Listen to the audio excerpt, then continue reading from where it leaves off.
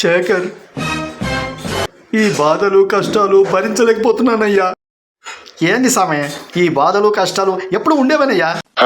నాకు కొండ మించి దూకి చావాలనిపిస్తుందయ్యా. ఏంటి సామె, ఎప్పుడు దూకుతాను అనడమే కానీ దూకి చచ్చింది లేదో. అది కాదయ్యా, నేను కొండ మించి దూకితే నా సెల్లు పగిలిపోతుందని దూకట్లేదు. ఏంటి మమ్మీ ఎవడీడు?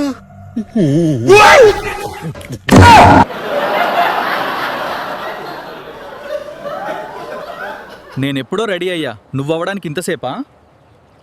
మ్యాగీ రెడీ అవ్వడానికి బిర్యానీ రెడీ అవ్వడానికి తేడా లేదా? హా.